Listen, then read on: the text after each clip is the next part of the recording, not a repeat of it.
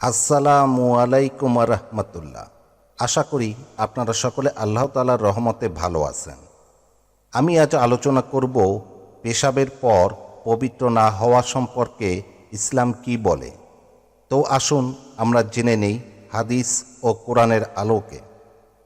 মানব প্রকৃতিকে পরিশুদ্ধ করার যত উপায় উপকরণ আছে, ইসলামী শরিয়াত তার সবই উপস্থাপন করেছে। এটি ইসলামের একটি বড় সৌন্দর্য। নাপাকি দূর করা এসব উপায়ের একটি।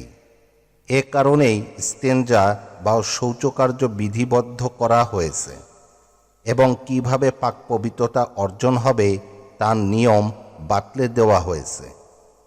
অনেকে নাপাকি দূরীকরণে অলসতা করে থাকে, যার ফলে তাদের কাপড় ও দেহ অপবিত্র হয়ে যায় এবং ফলশ্রুতিতে তাদের সালাত হয় না। নবী সাল্লাল্লাহু আলাইহি ওয়াসাল্লাম সেটাকে কবর আযাবের অন্যতম কারণ বলে উল্লেখ করেছেন। ইবনে আব্বাস রাদিয়াল্লাহু আনহু হতে বর্ণিত, নবী সাল্লাল্লাহু আলাইহি ওয়াসাল্লাম মদিনার একটি খেজুর বাগানের মধ্য দিয়ে যাচ্ছিলেন। সেখানে তিনি দুজন মৃত ব্যক্তির কণ্ঠস্বর শুনতে পান। কবরে তাদেরকে শাস্তি দেওয়া হচ্ছিল। তা শুনে তিনি বললেন, এ দুটো লোককে শাস্তি দেওয়া হচ্ছে, কিন্তু বড় কোনো কারণে নয়। অবশ্য গুনাহ হিসেবে এগুলো কবিরা।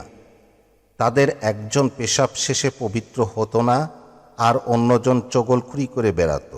নবী সাল্লাল্লাহু আলাইহি ওয়াসাল্লাম বরং এতদূর বলেছেন যে বেশিরভাগ কবরের আযাব পেশাবের কারণেই হয়। পেশাবের ফোঁটা বন্ধ না হতেই যে দ্রুত পেশাব থেকে উঠে পড়ে কিংবা এমন কায়দায় বা স্থানে পেশাব করে যেখান থেকে পেশাবের ছিটা এসে গায়ে বা কাপড়ে লাগে, সেও এই শ্রেণীর অন্তর্ভুক্ত হবে। কাফেরদের দেখাদেখি আমাদের মধ্যে অনেক স্থানেই দেওয়ালের সঙ্গে সেটে টয়লেট তৈরি করা হয়। এগুলো খোলামেলাও হয়। মানুষ কোনো লজ্জা শরম না করেই চলাচলকারী মানুষের সামনে সেখানে দাঁড়িয়ে পেশাব করতে শুরু করে।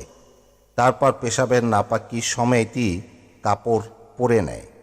এতে দুটি বিশ্রী হারাম একত্রিত হয়। এক, সে তার লজ্জাস্থানকে মানুষের দৃষ্টি থেকে হেফাজত করে না। দুই, সে পেশাব থেকে পবিত্রতা অর্জন করে না।